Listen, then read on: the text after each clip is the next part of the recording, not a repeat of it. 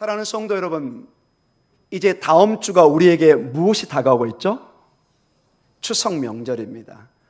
큰 여러 우리에게 공휴일이나 여러 가지 명절이 있지만은 우리가 크게 민족의 대명절이라 할 수 있는 것이 이 주로 9월, 10월에 있는 추석, 그 다음에 주로 2월, 3월까지는 아닌가요? 주로 2월 달에 있는 구정 명절, 설 명절, 이렇게 두 개의 큰 명절이 있습니다. 그래서 온 가족이 웬만하면 특별한 사정이 없는 한 같이 모여서 가족들과 지인들 때로는 모여서 음식을 나누고 또 감사하고 서로 안부를 묻고 서로를 이렇게 만나서 도란도란 이야기를 하는. 그래서 여러분 벌써 막 표를 사는 모습이 방송에 나옵니다. 이제 곧 막 차가 한 부산까지 얼마나 걸릴까요? KTX 안 타면은 한 8시간? 7시간? 아니요, 여러분이 차를 몰면은 추석 때 밀리잖아요, 여러분.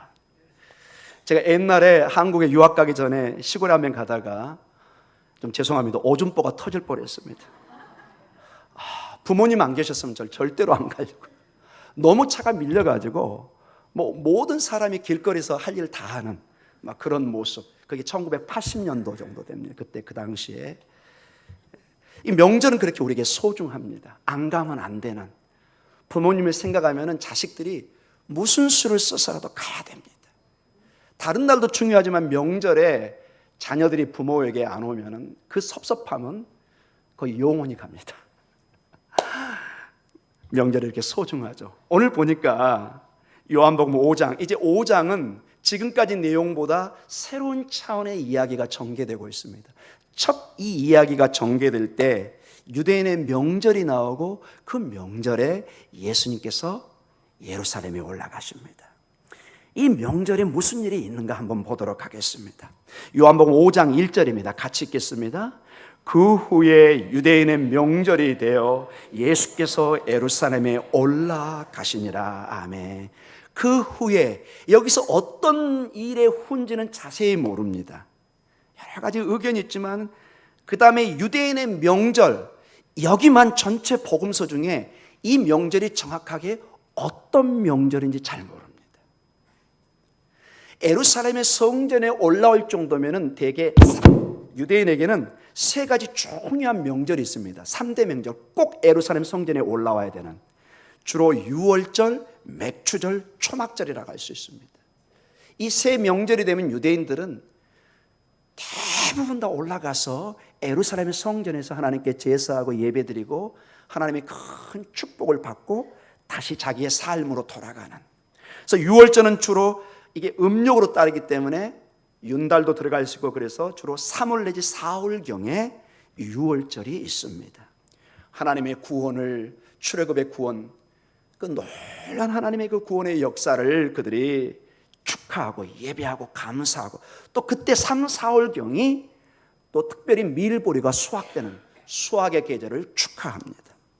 그 다음에 맥추절 또는 오순절이라 할 수 있는, 칠칠절이라 할 수 있는 그 맥추절이 있습니다. 그게 두 번째 중요한 명절입니다. 주로 5월 내지 6월 달에 있습니다. 유대인에게서 5월, 6월은 모든 거의 추수가 끝나는 시기입니다. 그래서 그 추수에 감사하는 그런 중요한 절입니다. 그 다음에 초막절이 있습니다. 이거는 9월 내지 10월입니다. 주로 40년의 광야 생활과 하나님의 그 모든 추수를 마치고 감사하는, 이제 하나님 앞에 새로운 신년을 기다리며 그들이 하나님의 은혜에 감사하는. 그래서 이 세 명절의 특징은 큰 축제의 시간입니다. 춤을 추고 감사하고, 여러분 그 성전에 양과 염소를 바친다는 것은 그것을 또한 그 가족들이 나눌 수 있습니다. 제사장들에게도 일부 드리지만 또 가족들도 같이 나누고, 여러분 알다시피 지금이야 뭐 마켓에 가면은 얼마든지 고기를 사 먹고 고기가 흔하지만 우리도 한 4, 50년 전에 고기 명절 때나 먹었지 평상시 잘 못 먹었습니다. 그래서 어떤 사람이 명절에 갈비짝을 선물했다. 어마어마한 뇌물에 해당합니다. 이런 40년, 50년의 소갈비를 누구에게 선물했다. 이거는 상당한 선물을 한 겁니다. 2000년 전에 여러분 유대사회에 우리 생각에 양고기, 염소고기, 소고기를 흔하게 먹을 줄 생각하지만 거의 먹지 못했습니다.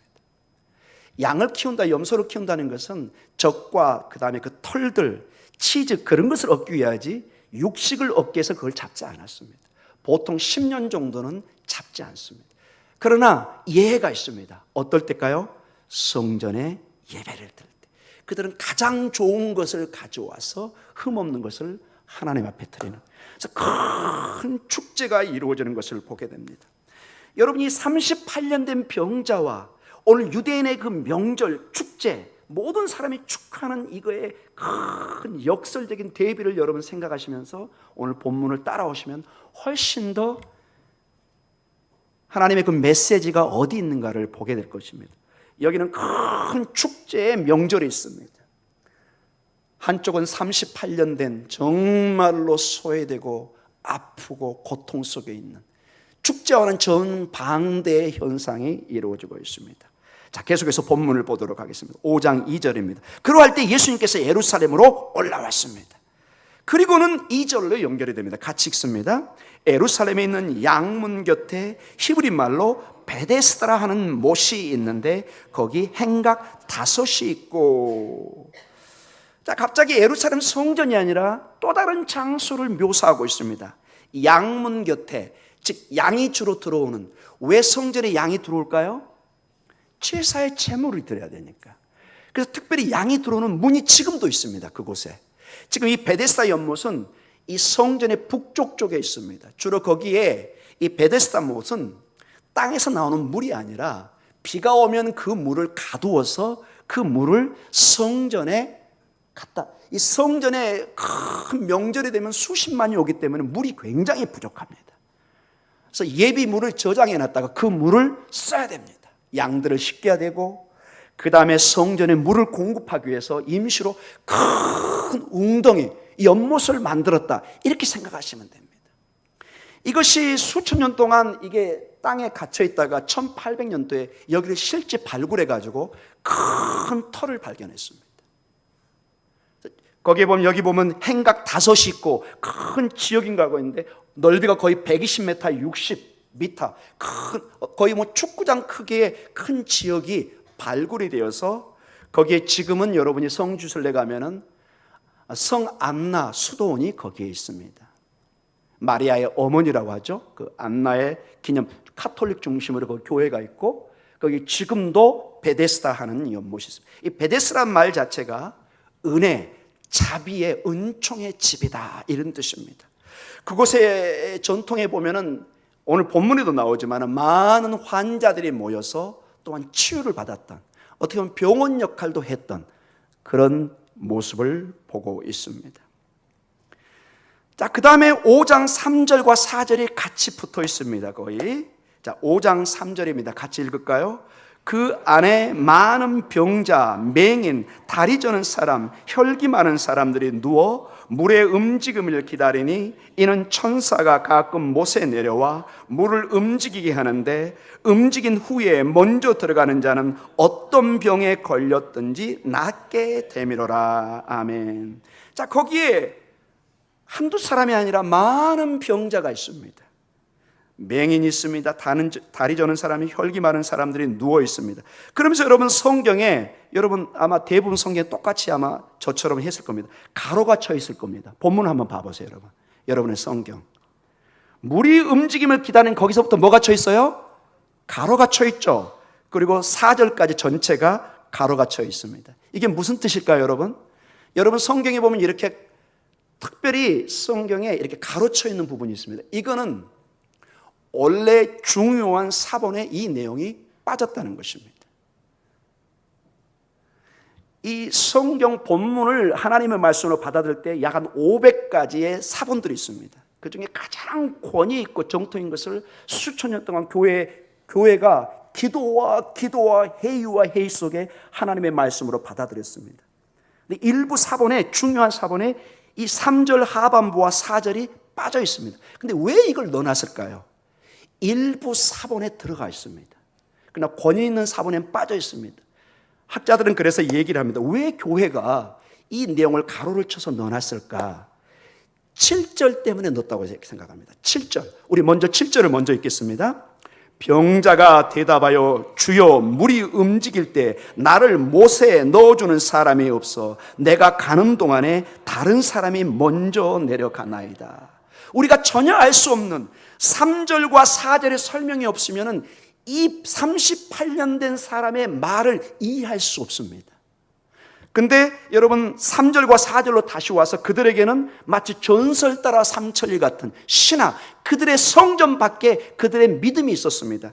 특별히 여러분 3절 하반부 그 가로친 부분을 다시 한번 읽어볼까요? 시작. 물의 움직임을 기다리니 이는 천사가 가끔 못에 내려와 물을 움직이게 하는데 움직인 후에 먼저 들어가는 자는 어떤 병에 걸렸든지 낫게 되밀어라.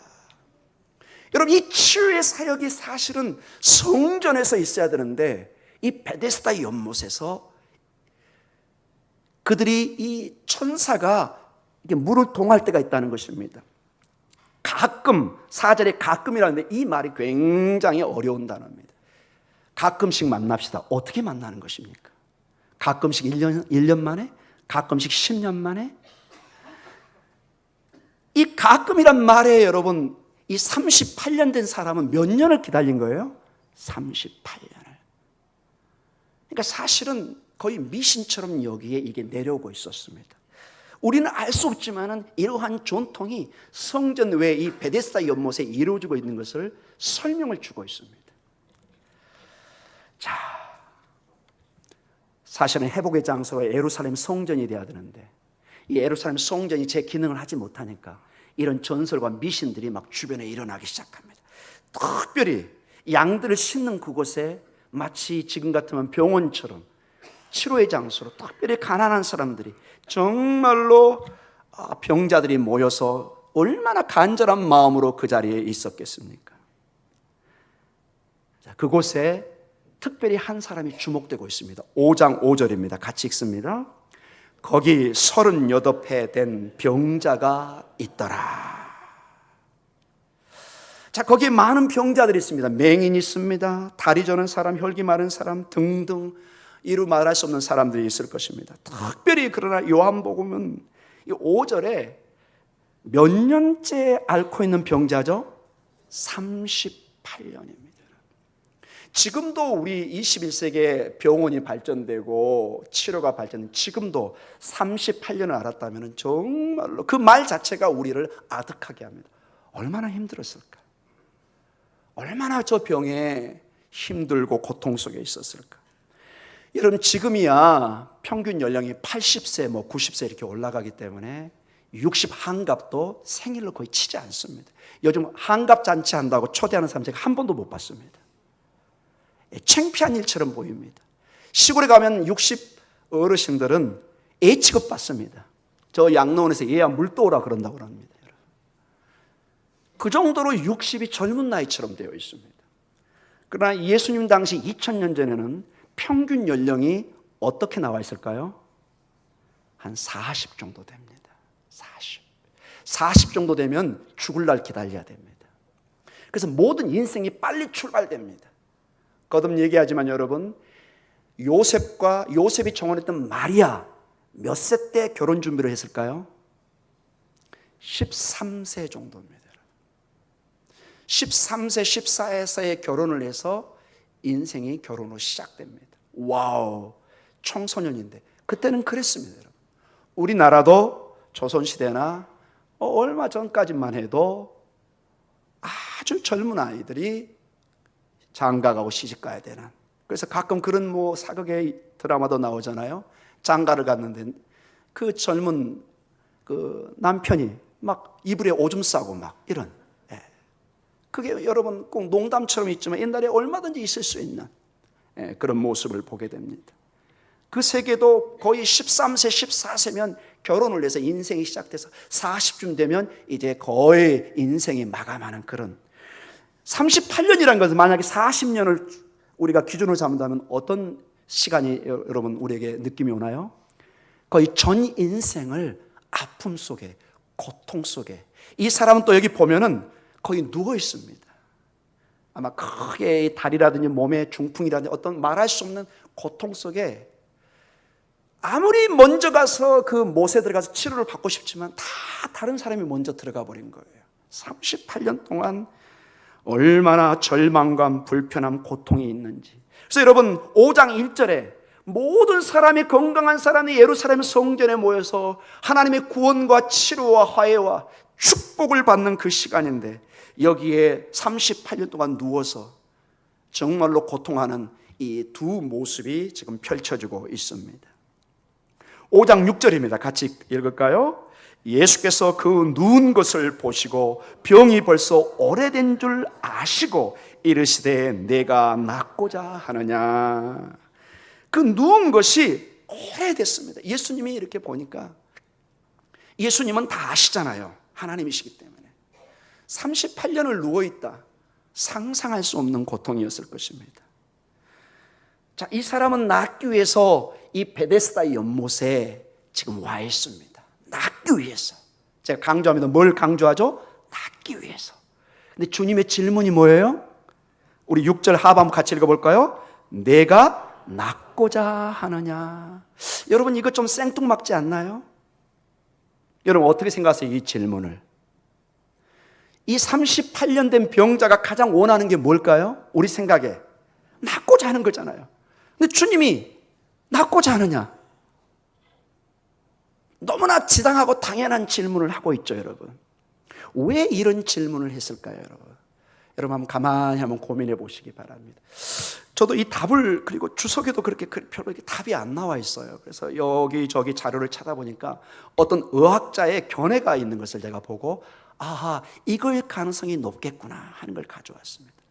그 의사의 견해에 의하면은 어떤 사람이 아프기 시작하면은 짧은 기간 몇 년 동안은 굉장히 나으려고 몸부림을 친답니다. 아, 꼭 나아야 돼. 나는 나아야 돼. 나는 나아야 돼. 백방으로 애를 쓰고 약을 찾고 민간요법 무슨 요법 뭐 여러분 아프면 막 많은 소식이 들려오잖아요. 뭐 개똥이 좋다더라, 소똥이 좋다더라, 뭐 별똥도 다 나옵니다. 뭐 이 모든 것이 다 동원됩니다. 근데 이게 20년, 30년, 40년 아무리 먹어도 효용이 없어요. 어떤 마음이 들까요? 좌절이 오는 것입니다. 이건 제 견해가 아니라 그 의사의 견해입니다. 뭐 그 의사의 견해를 여러분이 반대할 수도 있을 것입니다. 저는 그 의사의 견해를 가져온 것입니다. 이게 만성이 되고 너무 긴 시간이 가면은 내 마음에 어느 날 낫고 싶은 마음이 없어져 버리는 거예요. 너무 익숙해져요. 나는 이러다 죽겠지. 나는 그냥 하나님의 은혜도 없이 그냥 38년 곧 죽을 날이잖아요, 이제. 이 사람에게 사실은 낫고자 하는 모습으로 몸은 와 있지만 심령은 심히 고단한 가운데, 절망 가운데 이제는 나는 나을 수 없다는 완전히 패배감 속에 있는 모습을 우리가 보고 있는 것입니다. 그러나 주님은 다시 원래 그 환자가 38년 된 환자가 낫고자 그곳까지 가서 몸부림치던 원래의 그 신앙을 일깨워주고 있습니다. 다시 한번 읽습니다. 내가 낫고자 하느냐? 내가 낫고자 하느냐? 저는 이 말씀을 보면서 크게 도전을 받았습니다. 우리 교회가 52년 됐습니다. 38년보다 훨씬 오래됐습니다. 우리가 교회에 30년, 40년 교회를 다니다 보면은 이게 너무 익숙해져요. 교회 와서 박수치고 예배드리고 감격하는 거 많이 옛날의 얘기가 됩니다. 이제 이렇게 설교하다가 시간이 길어지죠. 이제 제가 평상시 설교보다 한 10분, 20분 늦어지면은 우리 목사님 오늘 별나시네? 나 지금 빨리 약속되어 있는데 가야 되는데. 온 마음이 설교가 아니라 다른 데 이렇게 예배에 감격이 없어. 이곳에 우리 장로님 기도처럼 그 하나님의 감격, 이 순간 내가 호흡하고 햇볕을 받고 공기를 마신 이게 기적이고 하나님의 새로운 창조의 역사인데 늘 주어진 것처럼 생각합니다. 다음 주 때 예배 있는데 뭘 저렇게 생색내고 기도하시고 설교하시나. 다음 주에 또 들으면 되지. 뭐 오늘 못 들어? 괜찮아. 다음 주에 또 설교 들으면 되지 뭐. 오늘 못 들으면 인터넷 들어가서 들으면 되고. 여러분 생명을 여러분이 어떻게 장담하십니까? 여러분 이번에 그 미국의 동부 지역에 상상할 수 없는 폭풍이 지나갔습니다. 국가에서 계속 경고를 했습니다. 집을 떠나세요. 그게 위험합니다. 위험합니다. 근데 아마 안타깝게도 한 아기 엄마가 아마 여건이 좋지 않았던 것 같아요. 굉장히 잘 사는 집이더라고요. 거기 위치에 보니까 집 앞에 있는 그 나무가 무너져가지고 엄마와 아기가 그 자리에서 죽었습니다. 누가 그것을 예상했겠습니까, 여러분? 아무도 모르는, 너무너무 주변 사람이 안타까워하는 모습을 보았습니다. 사랑하는 성도 여러분, 내일 일은 아무도 모릅니다.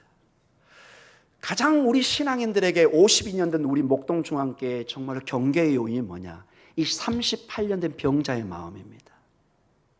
늘 하나님은 그냥 동일하고 감격이 없고 감사가 없고 그저 나는 오늘 의무적으로 앉았다 가는, 예수 그리스도의 그 십자가의 복음이 내 가슴을 설레게 하지 않습니다. 내 마음을 떨게 하지 않습니다. 하나님에 대한 두려움도 없어져 버립니다. 사랑하는 성도 여러분, 오늘 주님의 음성을 들으시기 바랍니다. 내가 낫고자 하느냐, 내가 감격하고자 하느냐, 내가 은혜를 받고자 하느냐, 아멘 하고 일어서셔야 됩니다. 오늘 주어진 이 생명은 절대로 어저께 연결된 게 아닙니다. 여러분, 모든 게 새로 주어진 공기요 생명의 은혜인 것입니다. 내가 건강히 산 게 아니고 전적인 주님의 은혜입니다. 사랑하는 성도 여러분, 이 주님이 내가 낫고자 하는 이 음성을 38년 된 병자에게 준 말씀이 아니라 오늘 여러분과 저에게 주신, 오늘 네가 낫고자 하느냐, 은혜 받고자 하느냐, 성령의 충만을 받고자 하느냐, 아멘! 일어서시기 바랍니다. 일어서시기 바랍니다. 이 대답에, 이 병자의 여러분 대답을 한번 봐보십시오. 5장 7절에 같이 읽습니다. 병자가 대답하되 주여, 물이 움직일 때 나를 못에 넣어주는 사람이 없어 내가 가는 동안에 다른 사람이 먼저 내려가나이다. 아멘. 자, 7절을 봐보세요. 얼마나 또한 생뚱맞은 대답입니까? 이 병자는 나중에 보면 지금 병자 앞에 말하고 있는 이분이 예수님이 누군지를 모르고 있어요. 이분이 구원의 능력, 치료의 능력, 창조주 하나님인 것을 전혀 모르고 있는 것입니다. 그래서 이 7절을 통해서 보면은 주여, 굉장히 공손하지만 선생님 이렇게 한번 해석을 한번 하겠습니다. 저를, 물이 동하는, 혹시 물이 동하면 저를 좀 저 연못에 데려다 주는 그것 좀 도와주십시오. 아무리 저기 가고 싶어도 제가 가지를 못하고 있습니다. 이 주님을 붙잡고 이분을 통해서 나을 수 있다는 그것이 아니라 이 주님이 전혀 누군지를 모르기 때문에 지금 연못에 데려다 줄 그 사람을 지금 간절히 찾고 있는 모습을 보여주고 있습니다. 이 38년 된 병자의 답은 예수님이 아니라 아직 연못입니다. 베데스다요. 어찌하든지 거기 가야 산다는 그 마음을 가지고 계속 어떤 마술적 신비적 힘을 이 연못에서 찾습니다. 이게 여러분 우리의 모습일 수도 있습니다. 수십 년의 신앙생활에 예수님의 치유의 능력도, 구원의 능력도 잊어버리고 우리의 삶에, 우리의 신앙의 대답은 예수님이 아니라 세상의 그 어떤 곳에서 답을 찾고자 하는 이 영적인 방향의 모습이 있는지도 모르겠습니다. 자, 이러한 가운데 오늘 요한복음 5장 8절에 놀라운 주님의 말씀이 있습니다. 같이 읽습니다. 예수께서 이르시되 일어나 내 자리를 들고 걸어가라 하시니 아멘. 주님은 다른 말씀은 안 하십니다. 세 가지 명령만 내립니다. 일어나, 첫 번째 명령. 내 자리를 들고, 즉 내 매트를 들고 뭐라고 그러죠? 걸어가라. 일어나라, 내 자리를 들고 매트를 들어라, 그리고 걸어가라. 여러분 38년 된 그 누워있는 사람에게 주님이 말씀을 하고 있습니다. 그 말씀의 결과로 연못이 아니라 그 말씀 때문에 5장 9절에 역사가 일어납니다. 같이 읽습니다. 그 사람이 곧 나아서 자리를 들고 걸어가니라. 이날은 안식일이니. 아멘. 안식일이 특별히 강조됩니다. 이건 다음 주에 계속해서 이 사건을 연장해서 보도록 하겠습니다. 여하간 놀라운 치유의 역사가 일어납니다. 여러분 9절에 영혼의 변화가 일어납니다. 5절에는 38년 된 병자, 이름도 없습니다. 그저 38년 된 병자라고 묘사되어 있습니다. 9절에는 뭐라고 나와 있죠? 그 사람이, 이제 병자가 아니라 뭐예요? 사람으로 변해 있습니다. 여러분 38년 동안 누워있으면 사람도 아닙니다. 그냥 고통 그 자체의 덩어리입니다. 모든 사람이 예민합니다. 거들떠 보지도 않습니다. 아마 가족들도 거의 예민하고 있었는지도 모르겠습니다. 그 58년 이름도 없는 그 무명의 사람을 오늘 그 사람으로, 하나님의 사람으로 변화된 한 사람 예수 그리스도가 병자를 그 사람으로 변화시키고 있는 것을 보게 됩니다. 여러분 주님 만나면 온전한 우리가 사람으로 변화될 줄 믿습니다.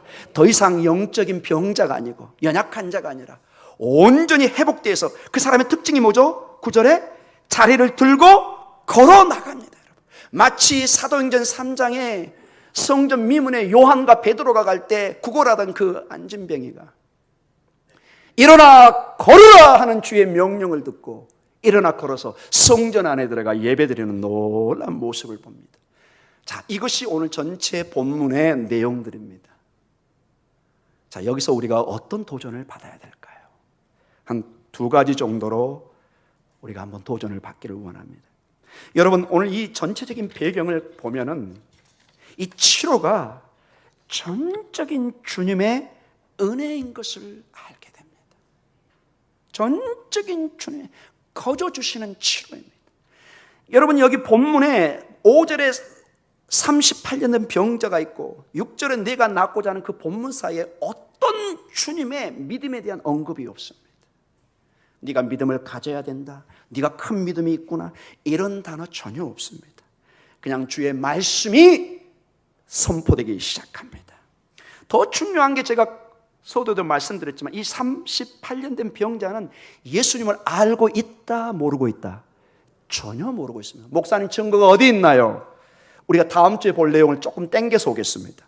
요한복음 5장 12절과 13절에 이 놀라운 기적이 일어나자 사람들이 묻기 시작합니다. 도대체 이 일이 어떻게 일어나느냐? 한번 내용을 보겠습니다. 우리 12절에 13절입니다. 읽습니다. 그들이 묻되 너에게 자리를 들고 걸어가라 한 사람이 누구냐 하되 고침을 받은 사람은 그가 누구인지 알지 못하니 이는 거기 사람이 많음으로 예수께서 이미 피하셨음이라. 아멘. 여러분 이 38년 된 병자는 우리가 상식적으로 기대하는 믿음이나 예수님을 알고 엎드렸던 바로 저번 주에 봤던 왕의 신하 같은 그런 믿음도 없었습니다. 그저 지나가는 한 사람, 그녀 나에게 좀 관심을 두고 있네, 참 고맙네, 뭐 이 정도. 여러분 나를 조금만 좀 친절을 베푸면 연못에 좀 데려다 주면 좋겠네. 그러나 그게 언제 연못이 동할지도 모르죠. 여러분 예수님을 전혀 모르는데 이 일이 일어납니다. 여러분 그래서 우리가 여기서 알 수 있는 것은 성경에 두 모습이 있습니다. 이게 그래서 큰 오해가 없기를 바랍니다. 마치 욥기처럼 욥기의 큰 특징 중에 하나가 의인인 욥이 고난을 받는 것입니다. 그 답을 찾기 위해서 쫓아가는데 친구들이 와가지고 하나같이 지적이 너는 네 죄 때문에 이 벌이 임했다 이렇게 얘기합니다. 이게 신명기 신학입니다. 신명기 신학은 하나님의 말씀을 순종하면 축복이 있고 하나님의 말씀을 떠나면 하나님의 저주가 있다. 이게 핵심 원리입니다. 이게 전체 우리 신앙에 흐르는 중요한 원리입니다. 여러분 맞지요? 하나님의 말씀을 믿고 따르면 주의 축복이 있을 줄 믿습니다. 하나님의 말씀을 거절하면 당연히 말씀을 거절한 대가가 오게 되어 있죠. 이게 일반적인 신학입니다. 그러나 욥기가 한 가지 중요한 우리 신학의 신비의 내용을 한 가지 지적합니다. 의인이 뭘 받을 수 있다? 고난을 받을 수 있다. 우리의 신앙의 믿음을 그렇게 자로 재듯이 딱딱 떨어지지 않을 때가 있다는 것입니다. 잘못이 없음에도 불구하고 때로는 의인이 십자가를 고난을 당할 수 있다. 그것이 욥기가 지혜서에서 가르쳐 주는 것입니다. 오늘 이 본문 요한복음 5장은 뭘 우리에게 가르쳐 주느냐? 주님은 이렇게 얘기하지 않습니다. 그가 나에게 구하게만 했으면 내가 고쳐줬을 텐데, 조금이나마 믿음이 있었으면 고쳐줬을 텐데, 이런 단어가 들어가기를 원하는데 전혀 없어요. 아무런, 예수님을 알지도 못해요. 알지도 못하니까 믿음도 없어요. 예수님이 누군지도 모르니까. 그런데 이 치료의 역사가 이루어지고 있습니다. 여러분, 신약 성경은 우리에게 강한 믿음을 요구합니다. 가나안 여인을 보고 이런 큰 믿음은 이스라엘에서도 보지 못했다. 너무나 놀라운 믿음의 칭찬을 하십니다. 하나님의 원리 중에 하나는 믿음으로 하나님이 큰 역사를 합니다. 구하고 간구하고 찾을 때 하나님이 응답하십니다. 여러분 아멘이죠? 아멘. 그러나 동일하게 여러분이 한 가지를 꼭 알아야 되는 게 뭐냐? 때로는 하나님이 전적인 은혜로 우리에게 일방적으로 치료와 축복을 주실 수 있다는 것입니다. 아멘. 그 공간을 열어두시기 바랍니다. 오늘 이 38년 된 병자가 그 증거입니다. 아무런 받을 자격이 없어요. 주님도 몰라요. 주님까지 모르니 이 사람은 전혀 희망이 없어요. 성전에서도 외면당했습니다. 가족들하고도 같이 살지 못하는 모습이잖아요. 38년 동안 누워있는. 주님이 오늘 전적인 은혜로 치료하는 모습을 봅니다. 자, 이러한 전적인 주님의 은혜 가운데 거저주는 은혜로 치료의 역사가, 회복의 역사가 이루어지는데, 자, 이제 정말로 제가 하고 싶은 얘기를 좀 하고 싶습니다. 오늘 요한복음 5장 1절에 무슨 날이 강조되었죠? 유대인의 명절. 이 명절이란 말이 우리 보면 조금 단순하게 와닿는데, 이게 영어식으로 하면 feast, festival, 축제란 뜻입니다. 큰 잔치입니다. 여기에 우리식으로 막 꽹가리가 북과 막 굉장한 축제가 있습니다. 그러나 그 축제하고 전혀 무관한 이쪽에 38년 된 신음하는, 고통하는, 얼마나 오래됐든지 낳고자 하는 의욕도 사라져버린 그런 절망에 꺼져가는 등불처럼 이제 살 날도 얼마 안 남았어요. 한 사람이 거기 있습니다. 자, 예수님께서 5장 1절에 예루살렘으로 올라오죠. 근데 여기서는 성전으로 가지 않고 어디로 가요? 베데스다 연못으로. 아주 특이한 점입니다, 여러분. 이런 모습은 거의 찾아볼 수가 없습니다. 여러분 마치 이렇게 생각하시기 바랍니다. 여러분 3장 쪽에, 우리가 4장 쪽에 이렇게 보면서 모든 이스라엘 백성들이 외면했던 곳이 있습니다. 그것이 사마리아 지역입니다. 상종을 하지 않았습니다. 은혜가 없는 곳으로, 하나님의 임재가 없다고 믿었습니다. 아예 교제를 하지 않았습니다. 근데 주님이 이렇게 얘기합니다. 제자가 아닙니다. 내가 사마리아에 어떻게 가야 되겠다? 따라하고 있습니다. 반드시 가야 되겠다. 내가 사마리아에 반드시 가야 되겠다. 나중에 알고 보니까 그 반드시 가야 될 이유가, 정말로 고통당하는 한 여인을 야곱이 어디서 만나죠? 우물가에서. 38년 된 병자를 어디서 만나죠? 베데스다 못에서. 여러분 이 연결점을 여러분 혹시 보고 계신가요? 모두가 포기하고 있는 예민한 그곳에 야곱의 우물가에서 한 여인을 만나고, 그 여인이 변화되고, 그 여인을 통해서 사마리아 전체에 복음화가 이루어집니다. 오늘 예루살렘 성전으로 바로 가서 예배드리는 것이 아니라 정말로 외면당하고 고통 속에 있는 이 38년 된 고질병을 앓고 있는 이 사람에게 가서 진정한 유대인의 명절, 축제를 예수님이 안겨주고 있습니다. 이것이 주님의 모습이라는 것입니다. 사랑하는 성도 여러분, 유대인의 축제 명절이 늘 그에게는 멀리 있었지만 오늘 이 순간에 예수님이 그곳으로 감으로 말미암아 진정한 유대인의 명절, 유대인의 명절의 특징이 뭐죠? 주님의 구원과 주님의 축복과 그들의 농산물과 그들의 생명 모든 걸 구원하는 축하의 날입니다. 오늘 이 38년 된 이 병자에게 정말 살아계신 하나님이 어떤 분인가를 이제 보여주고 있는 것입니다. 사랑하는 성도 여러분, 예루살렘 성전은 가면은 모든 사람이 이런 축복을 받습니다. 오늘 특별히 제가 이 말씀을 좀 가져왔습니다. 여러분 가정과 자녀들에게 꼭 이 축복을 주십시오. 성전에서는 꼭 예배가 마치면 이 소위 말해서 프리스트 베네딕션, 제사장의 축복이 나옵니다. 우리 민수기 6장 22절과 27절에 여러분 좀 적어 놓으시기 바랍니다. 중요한 유대인들에게서 가장 중요한 축복의 말씀 중에 하나. 지금도 이것을 통해서 자녀들에게, 자기들의 지인들에게 축복을 줍니다. 우리 민수기 6장 22절에서 27절. 자, 같이 한번 읽어볼까요? 22절. 여호와께서 모세에게 말씀하여 이르시되 아론과 그의 아들들에게 말하여 이르기를 너희는 이스라엘 자손을 위하여 이렇게 축복하여 이르되. 자, 24절부터 26절까지가 정확하게 명령한 축복의 내용입니다. 24절에서 26절 우리 천천히 읽겠습니다. 시작. 여호와는 내게 복을 주시고 너를 지키시기를 원하며 여호와는 그의 얼굴을 내게 비추사 은혜 베푸시기를 원하며 여호와는 그 얼굴을 내게로 향하여 두사 평강 주시기를 원하노라 할지니라 하라. 아멘. 이러한 축복 속에 27절로 마무리가 됩니다. 같이 읽습니다. 그들은 이같이 내 이름으로 이스라엘 자손에게 축복할지니 내가 그들에게 복을 주리라. 아멘. 이게 성전에서 그들이 와서 예배를 드리고 나아갈 때 제사장이 이 축복을 줍니다. 여러분 이 축복을 여러분 특별히 자녀들에게 주시기 바랍니다. 하나님의 얼굴을 통해서 그들에게 평강을, 축복을 주는 이 놀라운 잔치에 하나님의 세상이 알 수 없는 이 축복이 지금 떨어지고 있습니다. 이러한 놀라운 축복의 자리에 역설적으로 오늘 38년 된 5절에 여러분 봐보십시오. 불행의 주인공, 이 축제와 무관한 하나님의 은혜와 무관한 사람이 5절에 여러분 일부러 적어놨습니다. 제가 볼 때 이건 일부러 적은 겁니다. 38년 된 병자. 여러분 이 베데스다라는 못은 제가 거듭 얘기했지만 자비의 집, 은총의 집이었습니다.